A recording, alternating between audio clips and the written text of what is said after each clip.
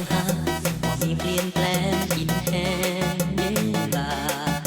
สิ่งให้อ้ายเฮ็ดคือบ่หัวซายามน้องสิลาอ้ายไปคบกันมาตั้งนานฮักน้องหมดหัวใจอ้ายเฮ็ดบ่ได้อีหลีเดินมาขอให้ลืมความหลังที่เฮาเคยมีบอกเหตุผลว่าเจอคนดีเวิร์กกว่าที่เฮาคบกันขอให้อ้ายหยุดฝันขอให้เฮาจบกันมันบ่แม่นของงานอ้ายยังลืมน้องบ่ได้อ้ายขอเวลาทำใจรู้อยู่ว่าฮักมันคือการให้อ้ายสิพยายามลืมน้องให้ได้แต่เมื่อนี้หัวใจยังไม่มีแววจะลืม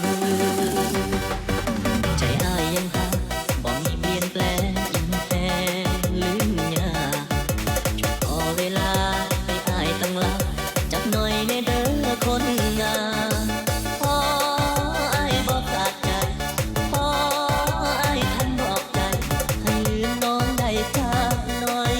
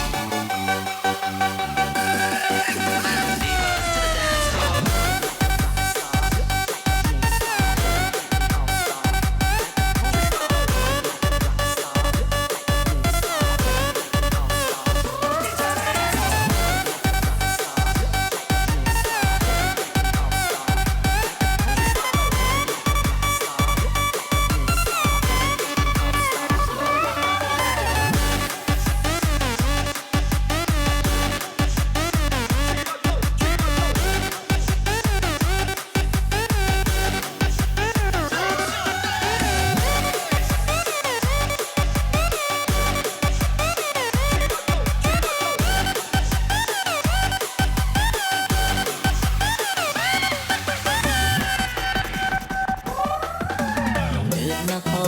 ให้ลืมความหลังที่เฮาเคยมีและบอกเหตุผลว่าเจอคนดีเวิร์กกว่าที่เฮาพบกันขอให้อ้ายหยุดฝันขอให้เฮาจบกันมันบ่แม่นของงาน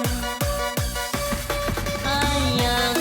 ลืมน้องบ่ได้อ้ายขอเวลาทำใจรู้อยู่ว่าฮักมันคือการให้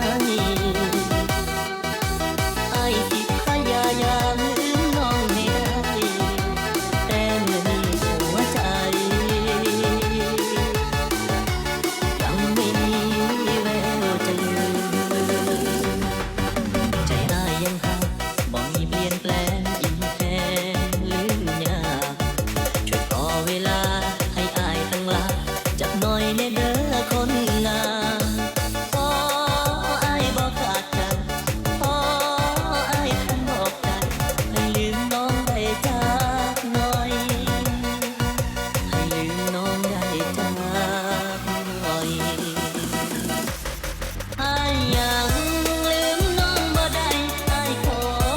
เวลาทำใจรู้อยู่ว่าฮักนั้นคือการ